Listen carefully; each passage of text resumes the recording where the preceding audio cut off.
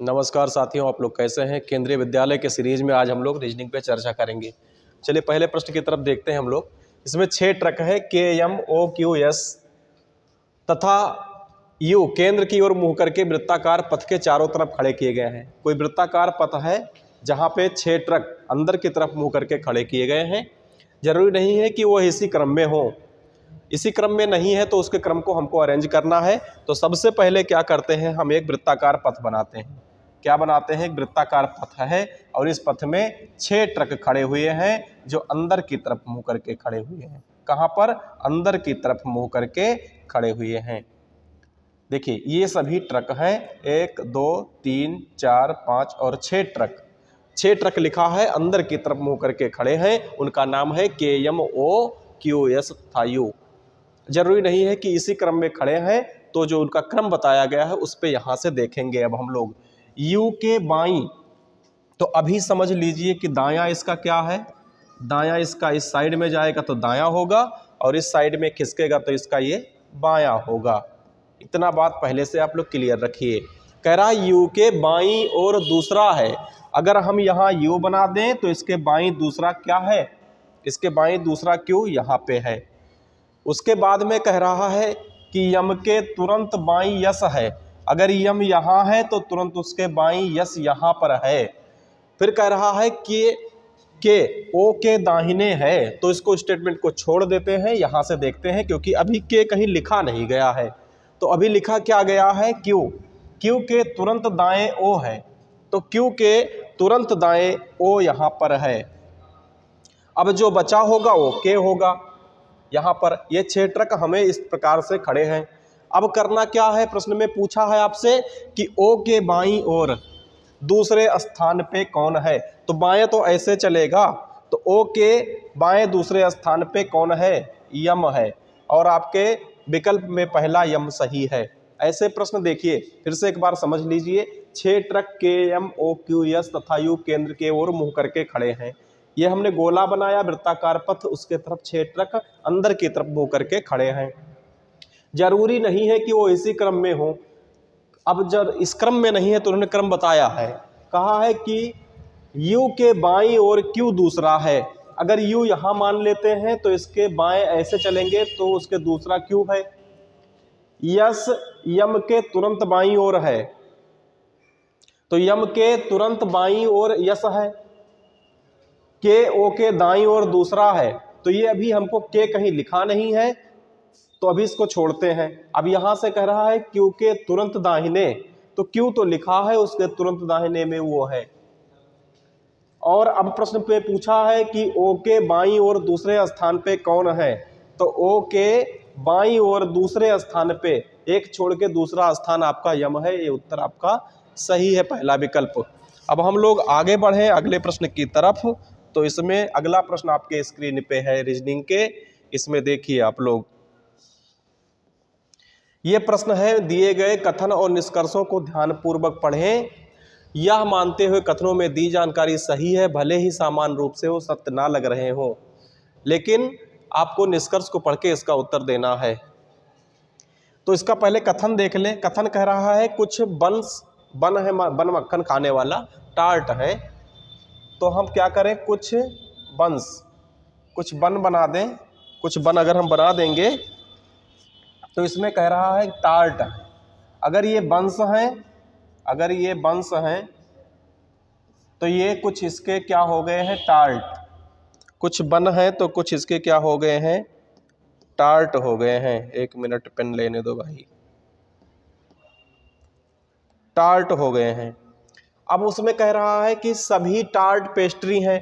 अगर अब हम सभी टार्ट को कहें कि ये सभी टार्ट क्या है, पेस्ट्री हैं। सभी टार्ट क्या है, पेस्ट्री है। अब तीसरे स्टेटमेंट कह रहा है कि सभी टार्ट क्या है, सभी टार्ट क्या है, सभी टार्ट ब्रेड हैं। यानी कि जितने भी टार्ट हैं आपके, ये सभी क्या हैं, ये सभी ब्रेड हैं। सभी टार्ट क्या है, ये ब्रेड है। ये तो हमने कथन के अनुसार बना दिए। अब निष्कर्षों पे हम पढ़ेंगे। कुछ ब्रेड बंस हैं, तो यहाँ पे ये जो ब्रेड का हिस्सा है इसमें कुछ बन है कि नहीं है, बिल्कुल है। कुछ पेस्ट्री, अगर हम पेस्ट्री के हिस्से को देखें तो क्या बन में कुछ पेस्ट्री का हिस्सा है? बिल्कुल है। और कुछ टार्ट, ये जो टार्ट है, कुछ टार्ट, ये टार्ट वाला हिस्सा ये बन है कि नहीं है? कुछ टार्ट वाला हिस्सा अगर हम देखें, कुछ टार्ट वाला हिस्सा, ये कुछ टार्ट वाले हिस्से ये बन के हिस्से में है कि नहीं है? हाँ जी है। अब कह रहा है कि कुछ बंस ब्रेड है, तो इसमें कुछ बन है वो ब्रेड के हिस्से में है कि नहीं है? तो जी है। तो इसमें क्या करेंगे हम? केवल निष्कर्ष सेकंड और थर्ड अनुसरण करते हैं? नहीं, क्या करते हैं? सभी के सभी करते हैं। तो यहीं पर उत्तर हम सही कर देंगे। इसका क्या है? सभी अनुसरण करते हैं, सभी अनुसरण करते हैं। अगला प्रश्न आपके स्क्रीन पे है। इसमें कहा जा रहा है कि संख्याओं के 4 युग्म दिए गए हैं, जिसमें से 3 किसी तरह से समान है जबकि एक असमान है, असंगत है। तो असंगत का चयन करना है। क्या करना है? असंगत का चयन करना है। तो असंगत का चयन करने के लिए क्या करेंगे? इसमें दिया है 68 और 137। तो 68 दुना कितना होता है? 68 दुना 68 गुणे में 2 और प्लस 1 बराबर में 68 गुणे 2, 1 मिनट, 68 गुणे में 2, 68 गुणे में 2 और प्लस 1 बराबर कितना है? 137 है। इसी प्रकार से 19 में क्या है? 19 गुणे में 2, 19 दुना 38 और एक कितना है? 39। ये लिखा हुआ है, ये लिखा हुआ है कि 19 गुणे में 2 और प्लस 1 ये इसके बराबर है। तो इसमें ये भी सही है।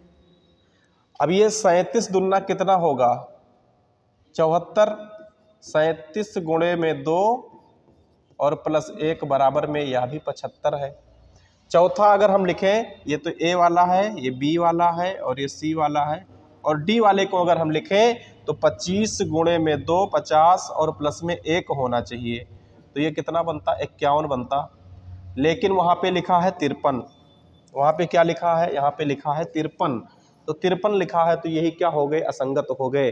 बाकी सभी तो मिल रहा है, गुणे 2 में प्लस 1 करने पे हमें मिल रहा है, लेकिन चौथे विकल्प में क्या करते हैं, वहाँ हमको प्राप्त नहीं हो रहा है, इसीलिए यह इसका आंसर गलत होगा। अगला प्रश्न आपके स्क्रीन पे है। अगला प्रश्न आपके स्क्रीन पे है। पी क्यू का भाई है, पी क्यू का भाई है, बना लीजिए जो जो कहा जा रहा है। पी क्यू का भाई है, आर क्यू की पुत्री है, तो क्यू की कोई पुत्री आर है, यस पी की बहन है, तो यस जो है वह पी की बहन है, क्यू यस की बहन है। अच्छा, ये क्यू और यस आपस में बहने हैं, क्यू और यस आपस में बहने हैं, यानी ये दोनों बहने हैं, ये भाई है। अब यस की बहन है तो टी आर का भाई है, आर का भाई कोई टी भी है, तो टी का मामा कौन है? आर और टी दोनों सहोदर हैं, भाई भाई हैं, तो इनकी माता कौन है? क्यू है। और माता का भाई पी है, तो माता का भाई ही तो मामा होता है, माता का भाई ही क्या होते हैं? मामा होते हैं। पी क्या है? पी मामा है। अगला प्रश्न आपके स्क्रीन पे है। 8 व्यक्ति A B C D E F G और एच के घर 4 घरों में प्रत्येक की 2-2 पंक्ति में स्थित हैं। अगर बात करें तो 4 घर हैं, क्या है? 4 घर हैं, और 4 घर 1 2 3 4 और ये 2-2 पंक्ति में हैं। कैसे हैं? 2-2 पंक्ति में हैं। इसी प्रकार से तो ये सभी घर हैं 2-2 पंक्ति में, यही कहा गया है। इसमें एक दूसरे का सामना कर रही हैं। ई का घर एफ और जी के घर के बीच में है, ई का घर एफ जी के बीच में है। ई का घर कहाँ है? एफ और जी के बीच में है। तो ई का घर यहां बना दें, ई का घर यहां बना दें, ई का घर यहां बना दें, तो ये एफ और जी के बीच में आ जाएगा, ये एफ और जी के बीच में आ जाएगा। और फिर क्या कह रहा है? बी और एच का घर कोने पर है, तो बी के घर हम कोने पे कर दें, और एच के घर कोने पे कर दें। बी और एच का घर कहाँ है? कोने पर है। बी का घर सी के विकर्णतः स्थित है। अब यहां पर इसके विकर्णतः यहां पर स्थित होगा। बी का घर किसके विकर्णतः है? सी के। किसके विकर्णतः है? किसके विकर्णतः है? सी के। सी के विकर्णतः स्थित है। ए का घर बी के सामने है, तो ए का घर यहां बी के घर के सामने है। सी और एच के घर के बीच में किसका घर है? सी और एच के घर के बीच में जो नहीं है उसी का तो घर है। डी नहीं है तो डी का ही घर है। किसका? डी का। बात समझ रहे हैं? देखिए एक बार फिर से समझिए। 8 व्यक्ति का घर A B C D E F G H के प्रत्येक 4 घरों में 2 पंक्ति में स्थित है। दोनों पंक्तियां एक दूसरे का सामना करती हैं। ई का घर एफ जी के बीच में है। एफ और जी के बीच में ई का घर है। जी के घर के बीच में है। बी और एच के घर कोने में है, तो बी का घर और एच का घर कोने में कर दिया। अब कह रहा है कि बी का घर सी के विकर्णतः, तो बी का घर सी के थोड़ा विकर्ण के तरीके से है। ए का घर बी के घर के सामने है। ए का घर बी के सामने है। सी और एच के बीच में डी ही नहीं दिख रहा था, तो ये उत्तर आपका डी होगा।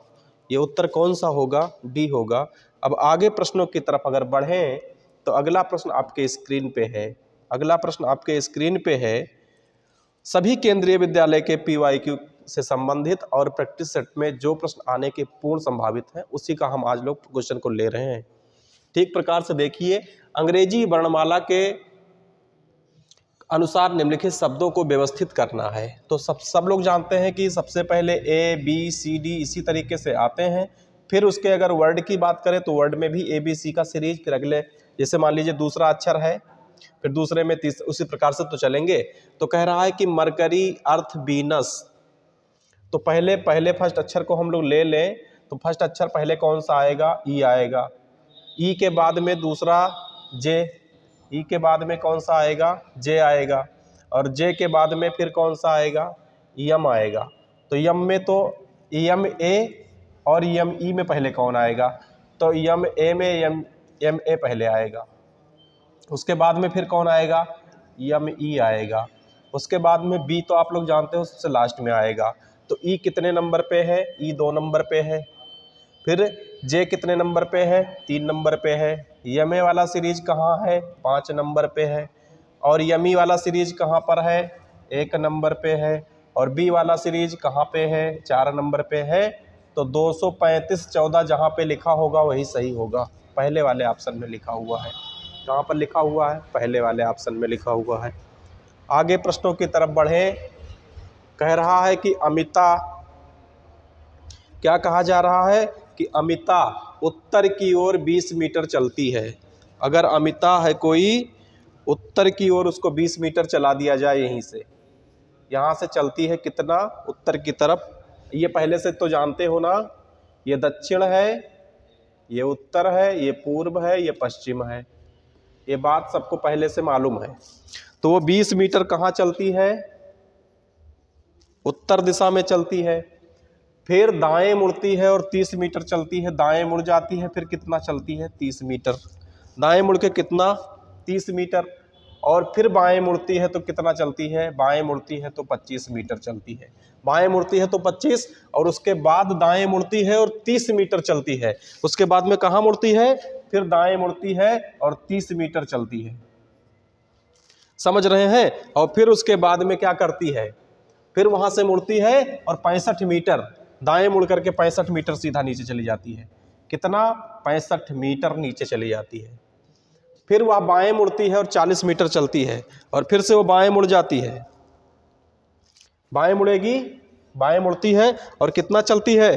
40 मीटर चल जाती है, और अंत में मुड़ती है और 20 मीटर फिर चलती है। ये तो हो गया उसका टोटल।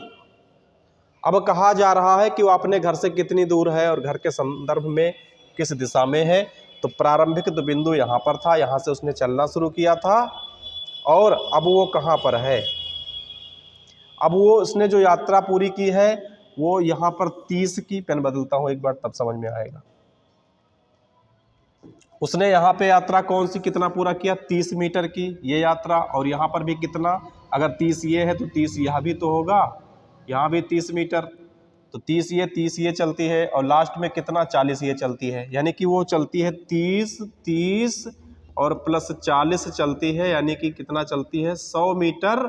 और अभी दिशा कौन सी दिशा में है, ये दिशा किस तरफ है, वो घर तो अभी यहाँ थी, अगर इसी के संदर्भ में देखें तो ये कहाँ पर है, पूर्व में है ना, इसके संदर्भ में ये पूर्व में है।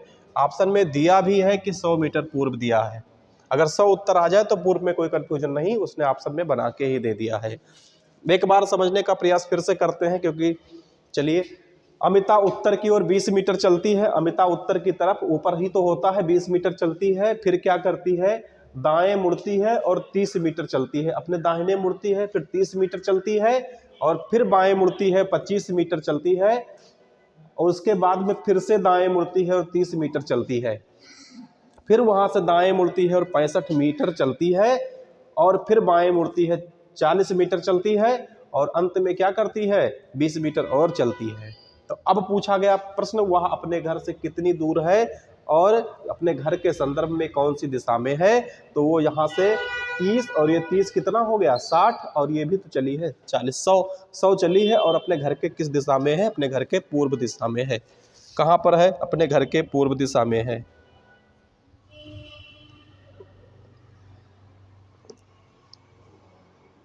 अगले प्रश्न की तरफ चले। अगला प्रश्न कह रहा है कि ABCDE दक्षिण की ओर मुंह करके खड़े हैं, AE के तीसरा है, तो दक्षिण की तरफ मुंह अगर किसी का बनाया जाए तो नीचे की साइड में ही बनते हैं। और कितने लोग हैं, 6 लोग हैं, ABCDE और T, 1 2 3 4 5 और एक और है 6 लोग हैं। अब कह रहा है स्टेटमेंट का AE के दाईं ओर तीसरा है, E के दाहिने, अब ये तो दाएं है, दक्षिण की तरफ है तो ये दाएं होगा, और ये क्या होगा बाएं होगा। अब जो कहा जा रहा है E के दाएं तीसरा A है, E के दाहिने तीसरा, तो E के दाहिने तीसरा 1 2 3, E के दाहिने तीसरा A है, बिल्कुल है। C पंक्ति के एक छोर से चौथा है, किसी छोर से C चौथा है, तो यहीं से देख लेते हैं 1 2 3 4, चलो ये C चौथे पे हो गया एक छोर से। फिर कह रहा है कि B AD के बीच में है, B AD के बीच में है, तो B को कहाँ बनाया जाए, D यहाँ पर बना दिया जाए, तो B यहाँ AD के बीच में है, और T कहाँ पर है लास्ट में होगा। T के बाएं तीसरा है, T के बाएं तीसरा है, B बिल्कुल है तीसरा है, और D बाएं छोर पे है, अंत में लिखा भी गया, ठीक है। तो इसमें क्या कहा गया है कि इसमें अब कथन बताना है कौन सा सही है। C T और E के बीच में है, C T और E के बीच में है, क्या सही है स्टेटमेंट, बिल्कुल सही है, ये सही है। तो ये वाला भी देख लें, C B के बाएं दूसरा है, B के बाएं दूसरा, B के दाएं दूसरा, B के दाएं दूसरा, C तो है ही नहीं। चलिए यही स्टेटमेंट आपका क्या है, सही है। अगले प्रश्न की तरफ चलें, तो अगला प्रश्न आपके सामने है, अगला प्रश्न आपके स्क्रीन पे है। करा निम्नलिखित श्रृंखला में प्रश्न चिन्ह की जगह आने वाले सीरीज को भरिए। यहाँ पे आने वाले जो सीरीज हैं उनको भरना है। तो ऐसे प्रश्नों में क्या करते हैं, सीरीज वाले प्रश्नों में सबसे पहले हम लोग को अंतर कर लेना चाहिए। अंतर कर लेते हैं तो प्रश्न आपके बहुत अच्छे से हल करने में बहुत ही आसानी हो जाती है। प्रश्न को अंतर कर लिया जाए तो 45 से अगर हम 63 का अंतर करें तो कितना हो जाएगा, 45 से 63 का अंतर करें तो कितना हो जाएगा 18, और 63 से 101 में अंतर करें तो कितना हो जाएगा 38, 101 से 60 में अंतर करेंगे तो कितना हो जाएगा 62, और यहां से अंतर करेंगे तो कितना हो जाएगा 81।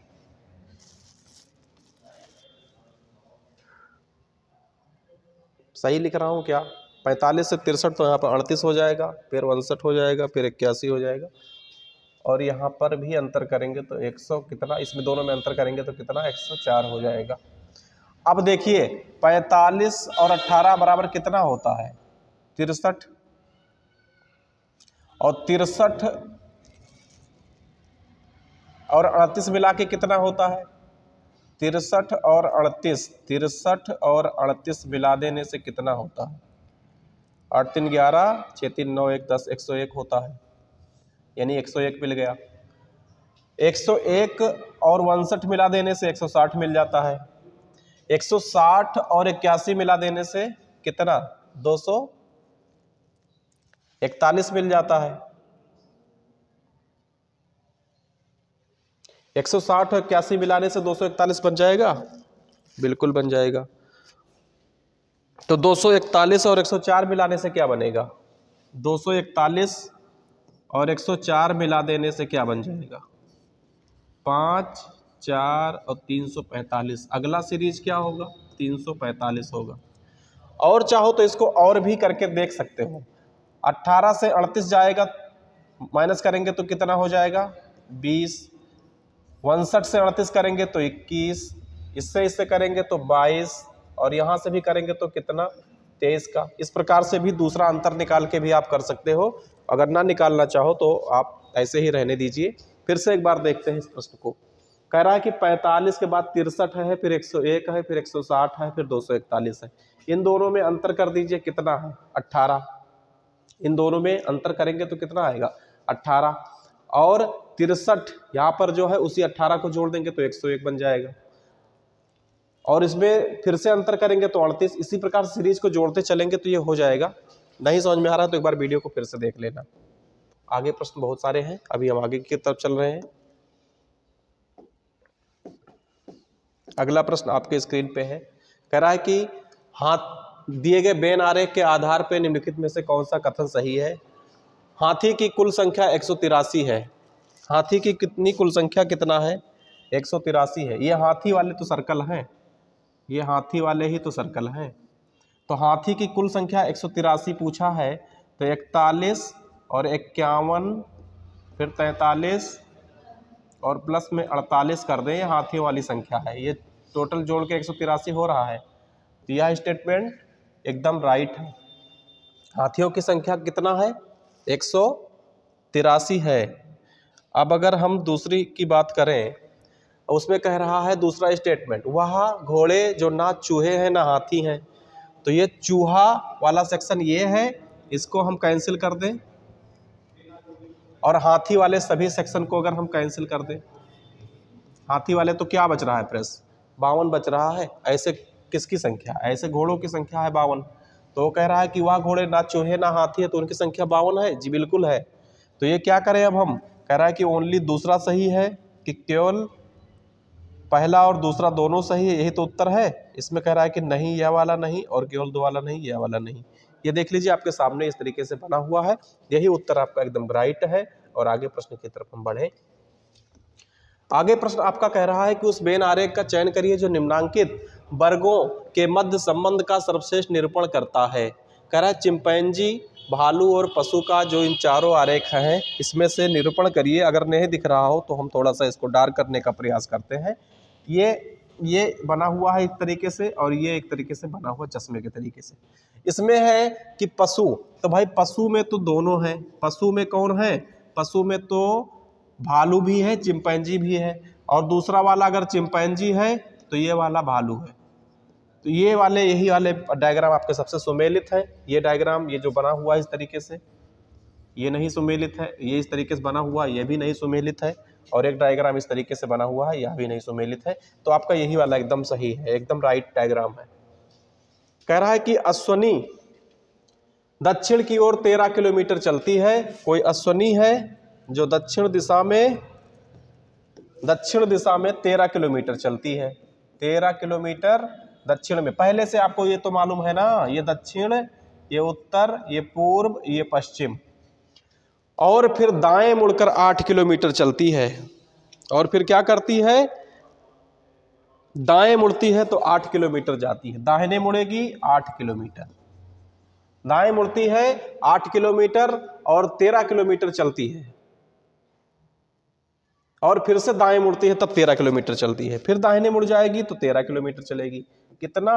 13 किलोमीटर चलेगी, फिर से दाहिने मुड़ेगी तो, और मुड़कर सीधे चलती रहती है 13, और बाएं मुड़कर सीधे, अच्छा बाएं फिर मुड़ गई है, बाएं मुड़ करके क्या करती है, अब सीधे चलती रहती है, बाएं मुड़ करके सीधे चलती रहती है। अब वह किस दिशा में चल रही है, वह किस दिशा में चल रही है, यही बताना है। अश्वनी दक्षिण की ओर 13 किलोमीटर चलती है, अश्वनी दक्षिण की ओर 13 किलोमीटर चलती है, जहां जी बिल्कुल चलती है, और फिर दाएं मुड़कर 8 किलोमीटर, दाएं मुड़ी 8 किलोमीटर गई, बिल्कुल सही बात है, और वहां फिर दाएं मुड़ती है 13 किलोमीटर जाती है, दाएं मुड़ी 13 किलोमीटर गई और बाएं मुड़ की ही चलती चलती चली जाती है। अब वह किस दिशा में है जी, इस डायरेक्शन के हिसाब से बता दीजिए, पूर्व में है कि पश्चिम में है, उत्तर में है या फिर दक्षिण में है। हमको तो दिख रहा है वह पश्चिम में है, कहाँ पे है, पश्चिम में है, तो उत्तर कौन सा सही होगा, पश्चिम वाला ही तो उत्तर सही होगा। आगे प्रश्न आपके स्क्रीन पे है, एक प्रश्न के बाद फर्स्ट, बगल हो जाए, नहीं दिख रहा है, बगल हो जाते हैं, यहां से पढ़ते हैं प्रश्न को।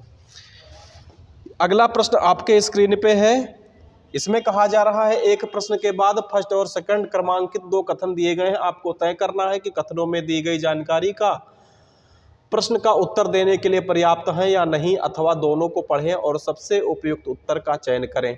प्रश्न दिख रहा होगा, कहा 5 बॉक्स BWXYZ भार अलग अलग हैं, उनमें किस बॉक्स का भार द्वितीय सर्वाधिक है। सीरीज लगाना है कि सेकंड, पहले को छोड़कर दूसरा सबसे सर्वाधिक कौन है, पहले को नहीं पूछा है। Y का भार W से अधिक है, केवल 3 बॉक्स का भार Z से कम है। तो अगर हम Z से 3 बॉक्स यहाँ पर हैं जो Z से कम है, और Y का भार W से अधिक है, Y ज़्यादा भारी है, Y क्या है, ज़्यादा भारी है, और किससे भार उसका अधिक है, W से, यही तो कहा है। Y का भार W से अधिक है और केवल 3 बॉक्स का भार Z से कम है, Z से कम है। अब दूसरा कह रहा है X का भार W से अधिक है, कोई X भी है जिसका भार W से अधिक है, ठीक है, X का भार W से अधिक है और X का भार B से अधिक है। X यहाँ पर है, वो W से अधिक है, उसका भार किससे अधिक है, W से। X का भार W से अधिक है, X का भार B से अधिक है, और X का भार B से अधिक है। तो सही डायग्राम पहले बना लेते हैं, ये बनेगा Y Z W X और B, इस तरीके से बनेंगे। तो ये इस तरीके से जब बन जाएंगे तो पूछा क्या है कि इसका 5 बॉक्स में द्वितीय सर्वाधिक कौन है, Z ही होगा। और पूछा है कि कथन 2 में दिया गया डाटा प्रश्न का उत्तर देने के लिए पर्याप्त है, जबकि 1 में उत्तर देने के लिए पर्याप्त नहीं या नहीं। दोनों को मिला देंगे, एक साथ मिला देंगे तो ही हम उसका उत्तर बता सकते हैं, एक साथ मिला देने पर ही इसका उत्तर बता सकते हैं, एक साथ मिला देने पर ही क्या करेंगे, उत्तर बता सकते हैं। अगला कह रहा है निम्नलिखित में से कथन में से इस समस्या पर निर्णय लेने के लिए इस्तेमाल किया गया अभी क्या समय हो रहा है। अभी क्या समय हो रहा है, इससे टाइम पूछे, अभी क्या है, घंटा और मिनट। अभी पूछे कोई आपसे क्या समय हो रहा है, कौन सा कथन इस समस्या पर निर्णय लेने के लिए इस्तेमाल किया था, अभी क्या समय हो रहा है। अभी आपसे कोई पूछे अभी क्या समय हो रहा है और उसको आपको बता दिया जाए मिनट और घंटा दोनों के कांटे एक ही दिशा में इंगित कर रहे हैं, तो क्या टाइम बता पाओगे, नहीं बता पाएंगे। कह रहा है मिनट और घंटा दोनों के कांटे विपरीत दिशा में अगर चल रहे हैं, इस तरीके से कोई आपको कहे तो बता पाओगे समय, नहीं बता पाओगे। कांटे लंबवत दिशाओं में इंगित कर रहे हैं, मिनट और घंटा दोनों के कांटे लंबवत इंगित कर रहे हैं, तो इससे बता पाओगे, नहीं बता पाओगे। प्रॉब्लम हल ही नहीं की जा सकती, समस्या हल नहीं की जा सकती, यही बात है। इन तरीके से समस्या कैसे हल हो सकती है, नहीं हो पाएगी। अगला प्रश्न आपके क्रम में है, कह रहा है कि सभी, देखिए नीचे दिए गए प्रश्न में कुछ कथन है, उसके बाद कथनों पर आधारित निष्कर्ष दिए गए, दिए गए कथनों को सही मानते हुए चाहे सामान्य रूप से भिन्न प्रतीत हो रहे हों, लेकिन सभी निष्कर्ष को पढ़िए, फिर निर्धारित कीजिए कौन सा निष्कर्ष कथनों का तार्किक रूप से अनुसरण करता है। सभी मोर हंस हैं। क्या है? सभी मोर हंस हैं। तो पहले भाई मोर बना लीजिए, मोर बना लीजिए। और कहा जा रहा है कि सभी मोर ये हंस हैं। सभी मोर क्या हैं? सभी मोर हंस हैं। सभी मोर क्या हैं? हंस हैं। ये स्टेटमेंट पहला इन्होंने कहा। और सभी तोते हंस हैं। अगर यहाँ हम तोते बनाएं तो यह तोते भी क्या हैं? सभी हंस हैं। अब कह रहा है कि अब हमको स्टेटमेंट बताना है। स्टेटमेंट बताना है कि कुछ तोते मोर हैं। चलिए भाई देखिए, कुछ तोते का मोर से कोई संबंध है? कुछ तोते से मोर का कोई संबंध है? इसमें कुछ, अगर कुछ तोते वाला होता है तो इस तरीके से तो बनाते हो, तब कहते हैं कुछ तोते मोर है। तो ये तो अलग अलग दिख रहा है, अलग अलग दिख रहा है, तो स्टेटमेंट बिल्कुल गलत है। कुछ हंस मोर हैं, जी बिल्कुल है। अगर हंस इतने ज़्यादा हैं तो कुछ मोर हैं, बिल्कुल है। और कुछ हंस, अगर कुछ हंस की बात करें तोते में है तो जी बिल्कुल है। तो अब क्या होगा? दूसरा और तीसरा बिल्कुल सही होगा। यहाँ पे कहाँ लिखा हुआ है? कह रहा है कि केवल निष्कर्ष सेकंड और थर्ड अनुसरण करते हैं, बाकी तो सभी गलत ही होंगे। बाकी सभी क्या होंगे? गलत होंगे। आगे प्रश्नों की तरफ बढ़े। अगला प्रश्न आपका सीरीज में है। आगे प्रश्न पे अगर हम चर्चा करें तो अगला प्रश्न है, कह रहा है कि देखो केवल एक संख्या समूह द्वारा दर्शाया गया। ये बहुत बड़े लिखे होते हैं, मैट्रिक्स के सवाल होते हैं। ज़्यादा बात ना करके सीधे इस पे चलते हैं हम लोग, और प्रश्नों को सीधे हल करके आपको दिखा देते हैं। ज़्यादा परेशान होने की कोई ज़रूरत नहीं है। ऑप्शन से हल करते हैं हमेशा, इसको ऑप्शन से ही हल करेंगे, ठीक है। तो ऑप्शन सी इसमें सही है। बाकी आप लोग पहला, दूसरा, तीसरा, चौथा एग्जाम हॉल में चेक करना। अभी ऑप्शन सी जो सही है वहाँ चेक कर देते हैं। तो ऑप्शन सी में लिखा है कितना? 58, 78, 12 और 44, ये लिखा हुआ है। अब टी हमको चेक करना है 58 से, तो 5 इस सीरीज में मिलेगा ना, तो 5 हमको मिला। 5 हमको देखिए कहाँ मिल रहा है? 5 हमको मिल रहा है, 5 हमको देखिए, 5 ये पहले इधर से लेंगे ना, और 8 उधर से लेंगे, तो 5 यहाँ से लिए, 8 यहाँ से लिए, यानी 5 से लाइन बना के गए, 8 से लाइन बना के आए। इस बीच में जो संख्या है टी, क्या वही टी दिख रहा है? बिल्कुल जी दिख रहा है। 78 में देखें अब हम लोग, तो 7 भी तो यही है, तो 7 से चलना शुरू करेंगे। कहाँ तक चलेंगे जी? 8 तक चलेंगे हम। तो हमें क्या मिल रहा है? ए मिल रहा है जी, बिल्कुल मिल रहा है। उसके बाद में अब हम 12 को भी तो चेक करें। 12 में एक यहाँ से चलना शुरू करेंगे, और कहाँ तक चलना है? 2 तक। तो यहीं के बीच में हमको कुछ मिल रहा है ना जी, बिल्कुल यन मिल रहा है। और हमको अब 44 पे भी तो चेक करना है, तो 4 भी यही है, तो हमने 4 से चलना शुरू कर दिए और 4 तक जाएंगे। ये 4 से 4 तक जाएंगे, तो बीच में हमको क्या मिल रहा है जी? के मिल रहा है। तो जो हमको मिल जाए, अगर यहाँ सही सही मिल रहा है तो यही हमारा उत्तर सही होता है। बाकी ये भारी भरकम प्रश्न देखने से कोई दिक्कत है नहीं, ऐसे ही ये हल हो जाते हैं। कह रहा है कि बांसुकी, इसमें देखिए बांसुकी अनुज के भाई की पत्नी है। अनुज अविवाहित है, दक्षिण सुंदर का पिता है, सुंदर अनुज का इकलौता भाई है।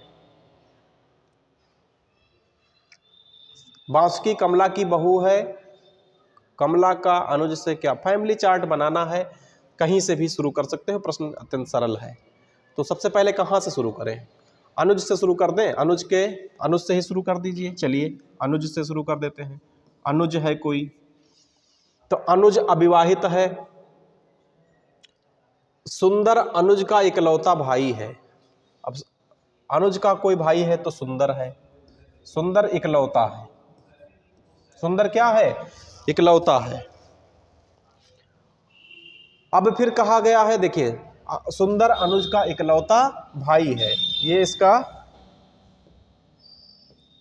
भाई है इकलौता, ठीक है, इसे लिख दे रहे हैं, जाने रही, इकलौता भाई है। सुंदर अनुज का, बांसुकी कमला की बहू है, कमला अनुज से क्या संबंध है? बांसुकी अनुज के भाई की पत्नी है। अब अनुज का भाई सुंदर है तो इसकी पत्नी बांसुकी है। इसकी पत्नी कौन है? वासुकी है। और सुंदर के पिता भी कोई है, सुंदर के पिता भी हैं, इनका नाम है दक्षिण।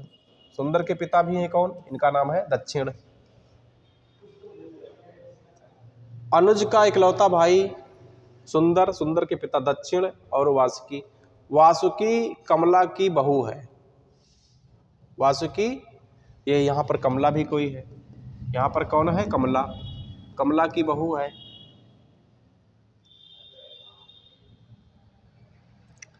तो ये पति पत्नी हो गए, आपस में हो गए। पूछा क्या है, अनुज से संबंध, किससे संबंध पूछा जा रहा है, अनुज से। किसका संबंध, कमला का। तो जो पूछा जाए अनुज, अनुज से कमला का संबंध उसकी माता है। अनुज इस कमला की कौन है, इसका भाई सुंदर, सुंदर की माता है, तो इसकी भी तो माता है। ये अत्यंत सरल है, इसमें कोई देखने वाली बात नहीं। अगर आप यहाँ से ही शुरू कर देंगे, वासुकी अनुज के भाई की पत्नी है, तो यहाँ से अगर हम वासुकी लिख दें तो यहाँ अनुज के अनुज यहाँ लिख देंगे, अनुज का भाई सुंदर यहाँ हो जाएगा। अब दक्षिण सुंदर का पिता है, सुंदर अनुज का इकलौता भाई है। सुंदर कौन है, अनुज का इकलौता भाई है। वासुकी कमला की बहू है, ये कमला की बहू हो जाएगी। कमला का अनुज से क्या संबंध है, अनुज तो इसमें हो अविवाहित है, पहले ही बता दिया गया, अनुज अविवाहित है। तो अनुज की कमला कौन है, इसकी माता है। ऑप्शन में देखिए माँ है, ऑप्शन में माँ है, यही आपका उत्तर सही है। नीचे दिए गए कथन में से वही वाला कथन वेन डायग्राम बना के देखिए, कथन को पढ़िए और इसको बनाने का प्रयास करिए। चलिए 1 मिनट हट जाते हैं, आप लोग खुद बनाओ। चलिए देख ही लेते हैं। सभी भालू बाघ हैं, क्या है, सभी भालू बाघ हैं। अगर हम बनाए सभी भालू, भालू पहले बना लिया जाए, भालू क्या है, सभी भालू बाघ हैं, सभी भालू क्या है, बाघ हैं। और फिर क्या है दूसरा स्टेटमेंट, कुछ भालू शेर है, ये तो लिखा है, कुछ भालू शेर है। शेर वाला स्टेटमेंट बनाएंगे तो इसमें से कुछ भालू को भी लेंगे। अब कह रहा है कि कुछ बाघ, सभी भालू बाघ हैं, सभी भालू, यहां बाघ भी तो रहेगा, सभी भालू क्या हैं, बाघ हैं। अब पूछा है पहले में कि कुछ बाघ शेर हैं, कुछ बाघ शेर हैं, हाँ जी बिल्कुल शेर हैं, कुछ बाघ शेर है। ये देखो बाघ वाले सर्किल से तो कुछ शेर है ना, तो बिल्कुल है।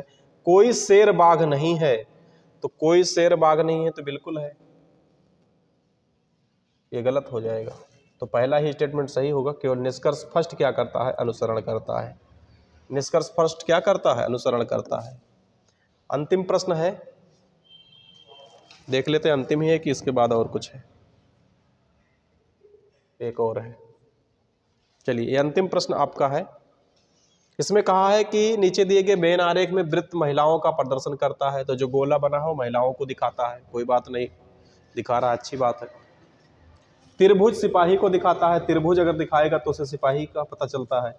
त्रिभुज क्या दिखाता है, सिपाहियों को इंडिकेट करता है, त्रिभुज सिपाही का इंडिकेट करता है। और वर्ग विवाहित व्यक्तियों का, वर्ग जो बना हुआ है विवाहित व्यक्ति को। आरेख में दी गई संख्या उस श्रेणी विशिष्ट के व्यक्तियों की संख्या का प्रतिनिधित्व करती है। कितनी सिपाही महिलाएं विवाहित नहीं है, तो कितनी सिपाही महिलाएं, सिपाही को कौन दिखाता है भाई, क्या लिख दे साफ साफ, सिपाही को दिखाता है, सिपाही को दिखाता है कौन, त्रिभुज। सिपाही को कौन इंडिकेट करता है, त्रिभुज। देखो त्रिभुज सिपाही का प्रतिनिधित्व करता है, और वर्ग विवाहित का, तो वर्ग किसका, विवाहित का, वर्ग किसका, विवाहित का। वर्ग विवाहित का। आरेख में दी गई संख्या, पूछा कितनी सिपाही महिलाएं, यानी कि वो महिला सिपाही है तो महिला त्रिभुज में आएगी, किस में आएगी, महिला किस में आएगी, त्रिभुज में रहेगी। वो महिला किस में रहेगी, त्रिभुज में रहेगी, लेकिन विवाहित नहीं है। तो विवाहित किसको दिखाता है, वर्ग, यानी कि वो महिला वर्ग में नहीं आनी चाहिए। किस में नहीं आनी चाहिए जी, वर्ग में नहीं आनी चाहिए। वो किस में नहीं आनी चाहिए, यानी कि इस हिस्से में नहीं आनी चाहिए। वर्ग वाले हिस्से में नहीं आनी चाहिए, यानी वर्ग के हिस्से को हम कैंसिल कर दें तो बची कौन सी, यही तो हिस्सा बचा। क्या बचा? 12। ऐसी सिपाहियों की संख्या कितनी हो जाएगी? 12। निम्नलिखित 4 युग्मों में 3 शब्द एक प्रकार से एक समान है, चौथा असमान है, असमान का चयन करना है। हम जहां पढ़ते हैं अध्ययन कक्ष में तो लैंप रहता है कि नहीं रहता है? टेबल लैंप बिल्कुल रहता है। गार्डन में, बगीचा में करछुल कुछ काम करता है? नहीं करता है। करछुल की वहां पे क्या हो सकता है? किचन में रसोई जो वहाँ कढ़ाई होगी कि नहीं होगी? बिल्कुल होगी। बाथरूम में शावर लगा होगा? बिल्कुल लगा होगा। तो सबसे असंगत कौन सा है? गार्डन में करछुल क्या कर रहा है? यही असंगत है। आज की क्लास यहीं तक रहेगी, आगे फिर से हम शुरू करेंगे। आज के लिए बस इतना ही। तो जय हिंद दोस्तों, खुश रहिए, मस्त रहिए, चकाचक रहिए। फिर मिलेंगे अगली वीडियो में।